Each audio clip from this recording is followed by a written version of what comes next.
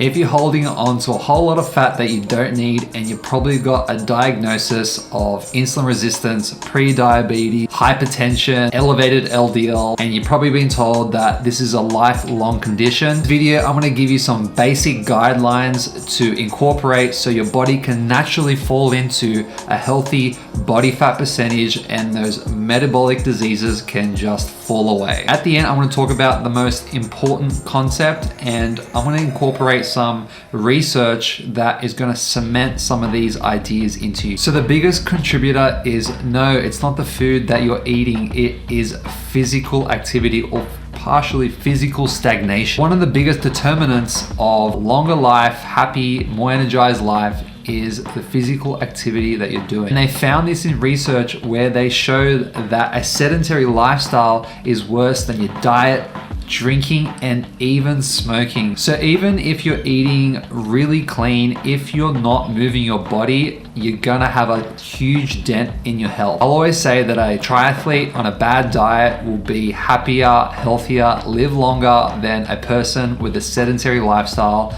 on a bad diet. So we all know that grandparent that says, he no smoke, he no drink, and he died. Well, they're definitely missing a piece to the puzzle. Body has an amazing capability of when we put temporary stress, it actually comes back stronger. Do resistance training and break down a muscle.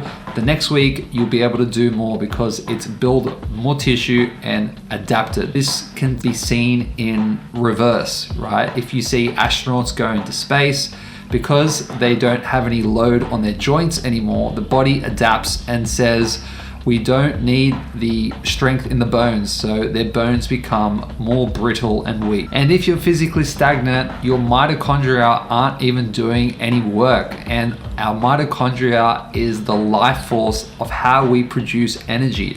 And if you're not training that system, you're going to start deteriorate and you're gonna start seeing a bleed in your health. Just know it's not gonna take 3 or 6 months for you to lose the weight. It's gonna take a lifestyle change. It's gonna require you to change your perception about your food and your lifestyle. So what can we do in terms of physical activity? So there's two sides. There's organic, natural movement. This can be, instead of driving to the shops, get your backpack and walk there. Get a coffee with your friends and go for a long walk. Make it a habit to go for a morning or afternoon walk. Get on the ground when you're watching TV and move on the ground, stretch. This natural movement will definitely add up and be a big contributor to your overall health. And second is to incorporate some kind of upper level intensity of exercise. This is really going to kickstart your metabolism and get that inner engine working. I really want you to figure out enjoyment of this physical activity, because I want you to see yourself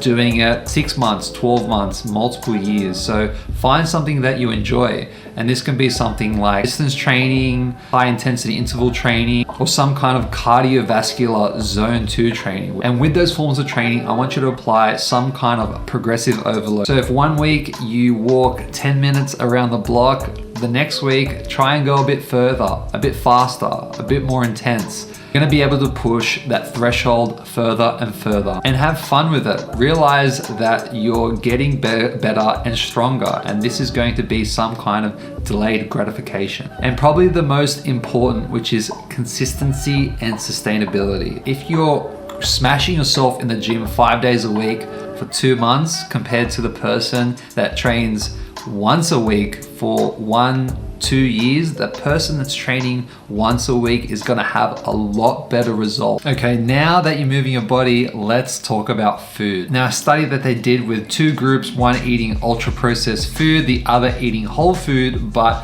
both groups had the same macros, meaning they had fiber, fat, carbs, and protein all the same, with the groups being advised that they can eat as much as they want. And they found that in the ultra processed food group, they naturally ate about 500 calories more. Now, when you see these packaged foods saying natural, high fiber, eating these ultra processed foods with tens of ingredients, spike your blood sugar, fuck up your gut. Start eating whole foods, your body starts to recognize the food. It starts to be able to calculate itself how many calories it needs. And because you're eating natural ingredients, you start to repair the bacteria in your gut and the gut itself. Your gut is in charge of your hunger hormones. It tells you when you're hungry. It's in charge of serotonin and dopamine production. It's in charge of how you feel, how happy you feel. So when you start eating whole foods and cut out the ultra processed foods, you naturally start to fall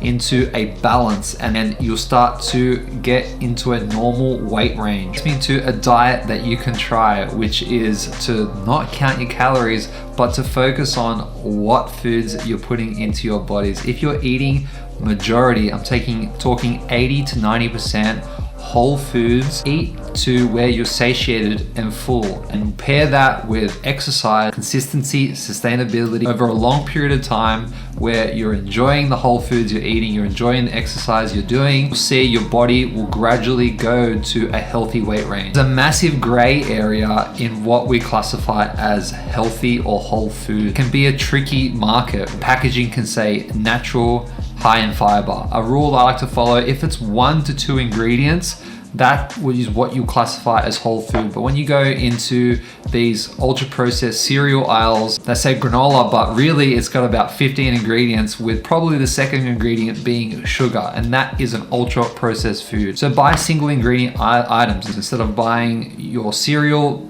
The cereals you should really be getting are stuff like oats, millet, quinoa, buckwheat. Buy lean cuts of meat, fish, whole vegetables, whether they're frozen or canned.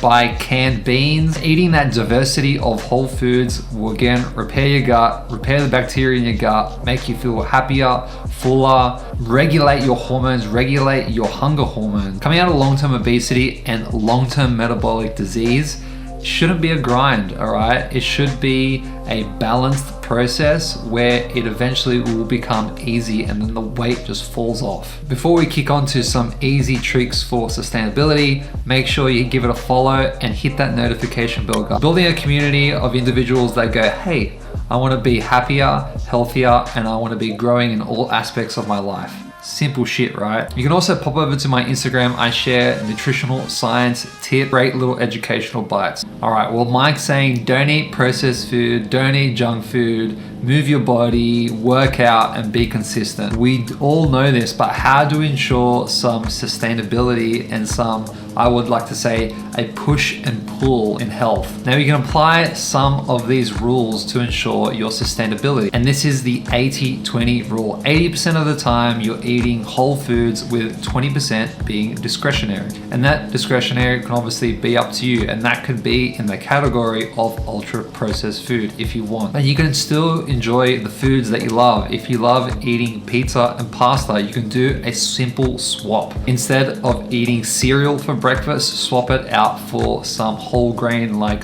oats, millet, or buckwheat. If you like eating burgers, make burgers at home with, baked sweet potato chips instead of the hot deep fried chips that you get in store. These simple little changes where you're still able to enjoy the foods that you love are really going to elevate you into making these healthy changes.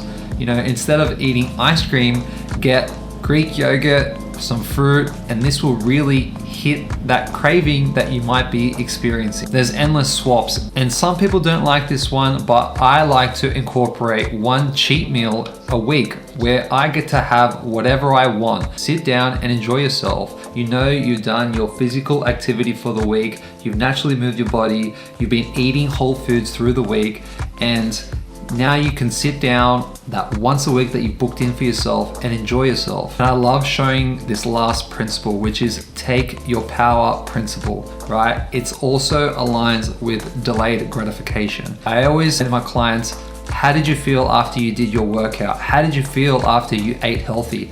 And it's always, I felt amazing. I felt amazing after my workout, right? I felt amazing after eating really healthy through the week. And I tell them to remember that feeling. And you can practice this delayed gratification or take your power principle, like taking a cold shower or getting into an ice bath. Just before I get into that cold shower, I hate that I'm about to do it. I don't want to do it, but I know that I'm going to feel amazing afterwards.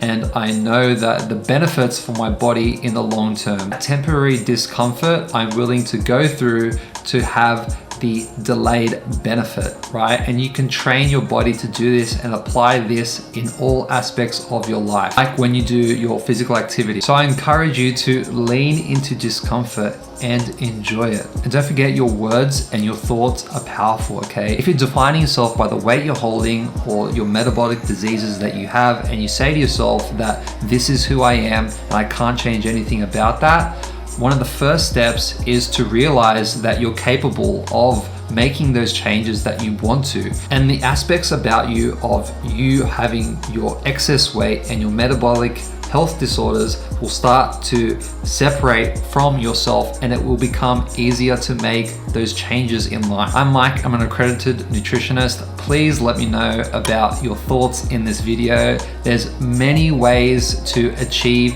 health goals, right? And this is just some of the ideas that have come and resonated with me. Don't forget to follow, and I'll see you guys in the next video.